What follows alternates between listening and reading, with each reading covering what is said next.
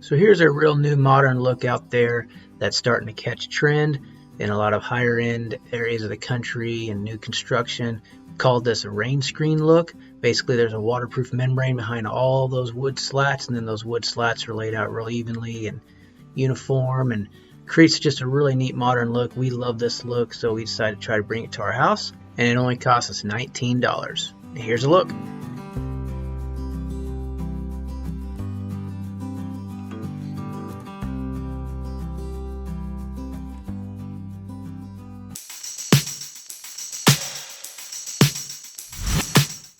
So here's how we did it. Painted our wall black. A quart of black paint cost me about $10. Mark your studs, and then we need some pallets.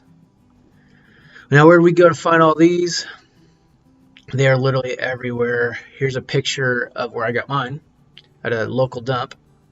They're all over Facebook Marketplace, as you can see here. They're behind manufacturers, distributors, any companies that deal in large shipments. And you should be able to find these for free, or at worst case scenario, really cheap. So now we'll cut them. Just use a fine tooth metal sawing blade with the Sawzall and just go down the edge here.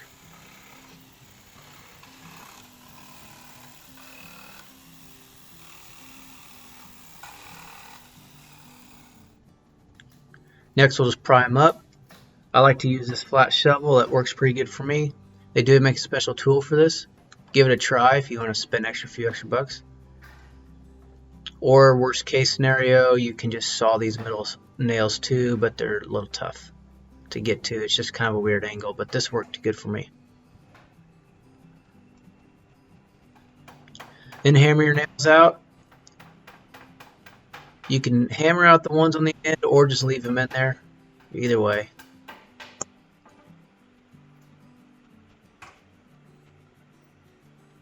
Next we'll sand it, and we'll just do it enough just to get the frillies off. We're not trying to get an ultra smooth tabletop feel here.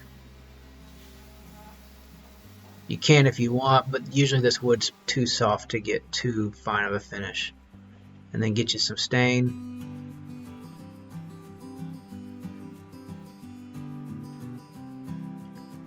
And here's our boards. And if you're wondering where we spent that other $9, well, this was it. You can get a return bucket of stain or paint at any box store like Lowe's or Home Depot, Menards. This is Home Depot's rack right here. This will help you. I already had it. You just did it with 2-inch nails into studs. Okay, this is near end of the project. Here in a second we'll tack in the last 2 boards just so you guys can see how we do that, which is really easy. But if you'll look down here in this bottom corner, this is where we started. We started with the open wall. It's a lot easier to start here and put these boards where they need to go, nice and flush, then come the other way and try to cut short pieces to fit precisely in there. So we just started right here. We just put this piece of trim up against the trim and 30 there, sandwich this piece right on top, tack, tack, and that's simple. And then we just slid this down and went all the way.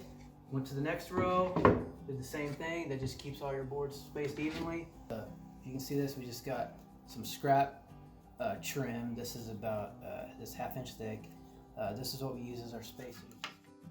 Anyways, it's just this easy.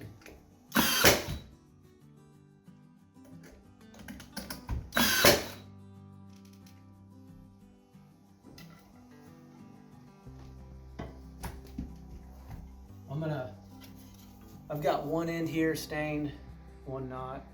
I'm gonna do the one that's not into the wall so nobody can see it.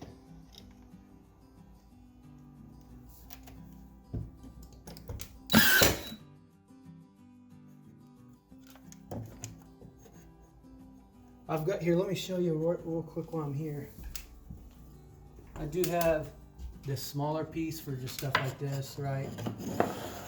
So that just shows you how I did it.